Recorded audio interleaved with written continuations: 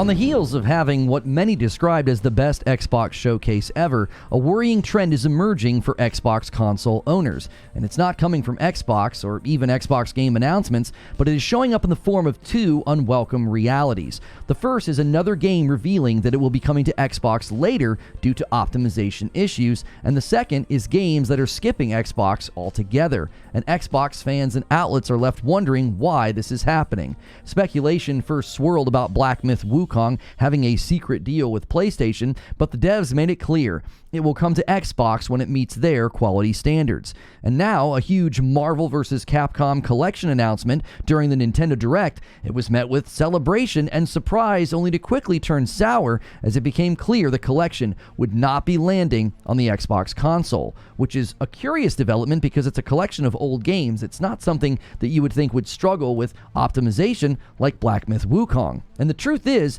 this story has been developing over time, even if many chose to ignore it or simply blame the developers. The undeniable fever pitch was Baldur's Gate 3 in 2023 having to delay its arrival to Xbox due to their inability to get split screen to work. This caused many to question why the frontrunner for Game of the Year was coming to Xbox late. Then, earlier in 2024, there were at least two titles that had to announce they would be coming to Xbox later before Black Myth Wukong even made their unwelcome announcement. The other thing we heard recently in 2024 from Chris Dring at GameIndustry.biz was that there were devs at GDC who indicated they were questioning bringing games to Xbox in the future. Now we have new info from another source claiming they are hearing similar things from developers.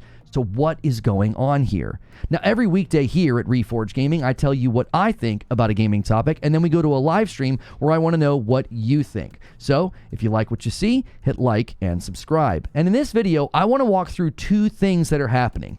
Games that are coming late and games that are skipping. Because ultimately, and sadly for Xbox console owners, this is going to get worse.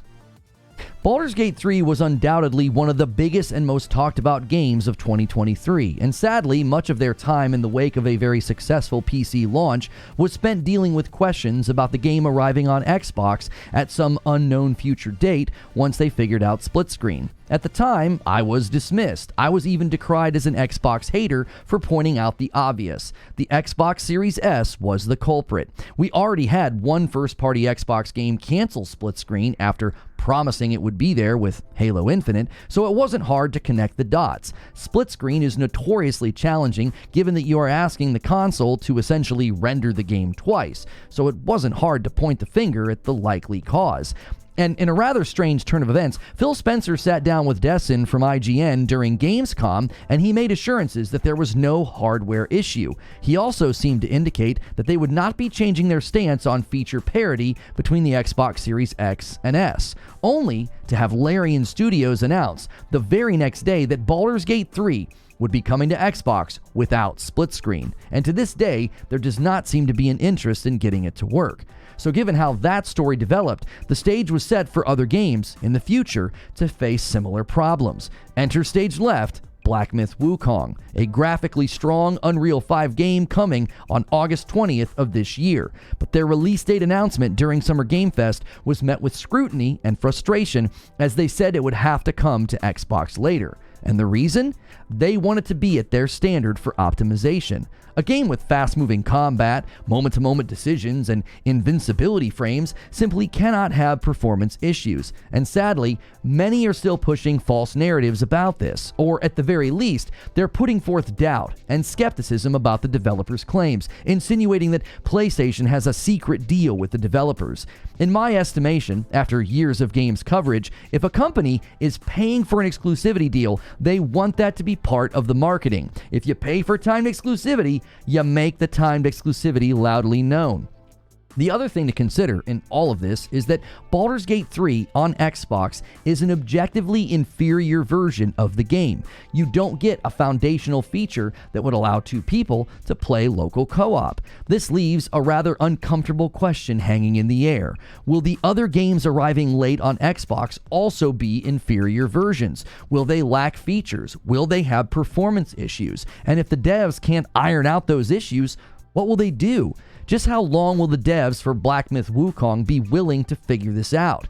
And what about Anatria? The lack of a demo on Xbox, and the original release date was going to happen without Xbox. It's now been delayed, so that's not an issue, but you're still going to be getting a different version for Xbox. And this leads to another problem, something some devs are seemingly arriving at very different conclusions.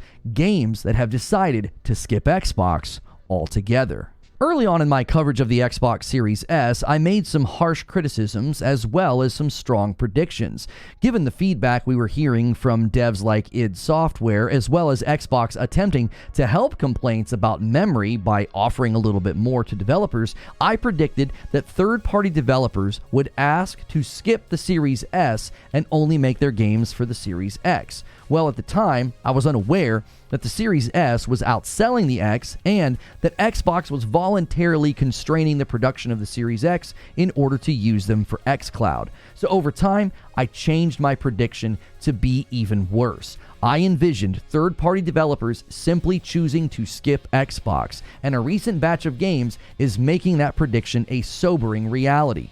Marvel vs. Capcom Collection that was announced during the Nintendo Direct on June 17th is causing quite a stir. Jez Corden from Windows Central described it as Capcom turning its back on Xbox, and this is especially frustrating for some given the recent good movement with Square Enix. But there's a Square Enix title skipping Xbox.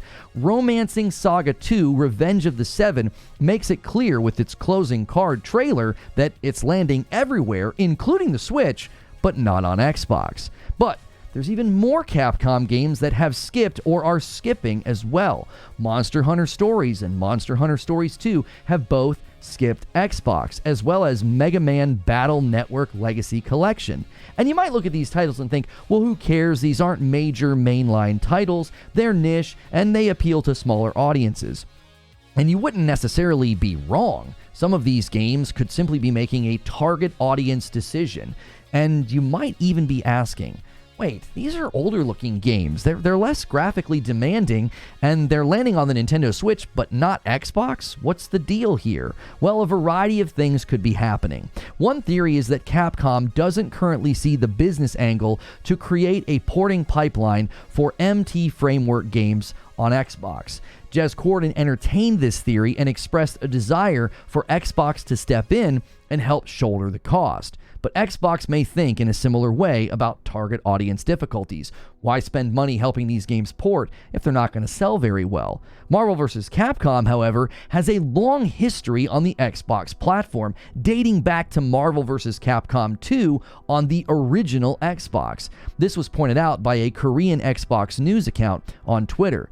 And even if that theory is correct, it still points to a lack of economic incentive, which is a compounding problem. You have games like Baldur's Gate 3 and Black Myth Wukong struggling with features or with optimization, but now you have evidence of developers just not being able to justify the porting cost to bring their games to Xbox. And this leads to my conclusion. I can't look at this any other way. This will simply get worse. More studios and more games are going to find it hard to justify the cost to bring their games to Xbox, either because of the extra work involved in optimizing their game for the Series S, or because of the lack of sales. Maybe even a combination of both of those things. Imagine being a developer right now and looking at the Xbox platform. The sales of the platform are falling behind the previous generation, there's extra dev time required for a weaker console, and they have a culture built around Game Pass and not buying games. But you don't have to imagine this, devs have been saying it. Earlier this year, Chris Dring from GameIndustry.biz was targeted with hate and criticism simply because he stated what he had heard from developers at the GDC. And now, another source is echoing the same sentiment. YouTuber, known as SkillUp, recently was clipped during his Friends Per Second podcast, and he said the following. Edmund, a member of my team, he reached out to about a dozen game makers to ask them, like, how are you feeling about publishing your games on Xbox? And one of the things that came back from a few of those developers was the idea that it's not worth putting your game, and they're smaller game makers, by the way, AA and indie. And they're like, it's not worth putting your game on Xbox unless you have a Game Pass deal. Because Xbox consumers are essentially conditioned now to expect their games on Game Pass. So if you're going to port your game to Xbox and expect to make your money back from sales alone, it's probably not going to happen. It's not worth it. The ones that Edmund spoke to, that's what came back. Interestingly, if you're interested to read that whole thing, that's on the Patreon right now. I'm not spruiking the Patreon. It's free to everyone, by the way. It's not behind a paywall, so just go and grab it if you like.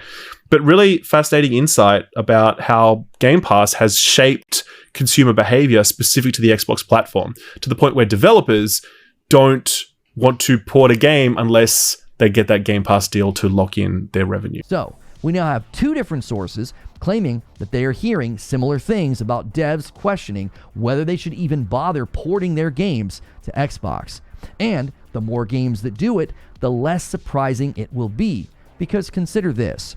If you see how Larian Studios was treated publicly by Phil Spencer essentially lying and saying there wasn't a hardware problem, he inadvertently was blaming them, or if you see these pro-Xbox outlets and these pro-Xbox podcasts, or even members of the gaming press insinuating or flat out claiming that Black Myth Wukong has a secret deal with Sony and they don't really have legitimate optimization problems, which are you going to choose?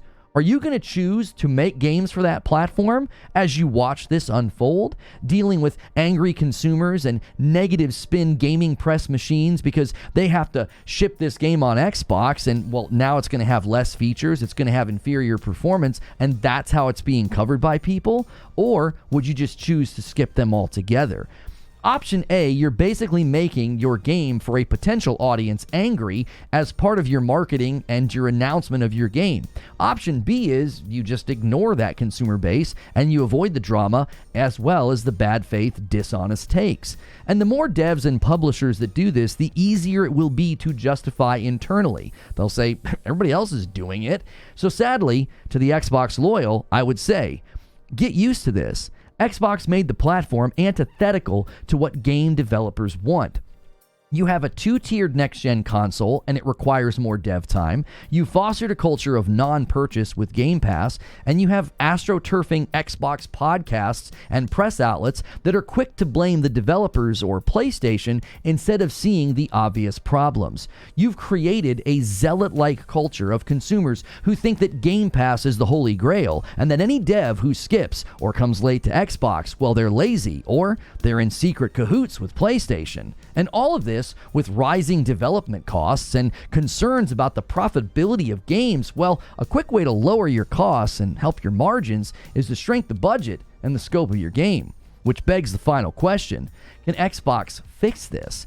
I honestly don't see how. With Satya Nadella likely pushing for more cuts and better margins through publishing games on other platforms, it would be a really tough thing to sell or convince him that, look, Xbox should start investing in these third-party Game Pass relationships, or we should start shouldering development costs to help these games come to our platform. Honestly, if the trend of third-party games skipping Xbox continues, and it maybe happens with even bigger titles, it's very likely to push Xbox even further into a position of publisher first and platform second. But those are just my thoughts, and now it's time for your thoughts. I want to hear from you, and you can do that in a comment below, or there's a live stream that follows this, and it's usually in a card that hits here and a pinned comment below as well. And if you like this content and you want more like it, please remember to like, share, and subscribe.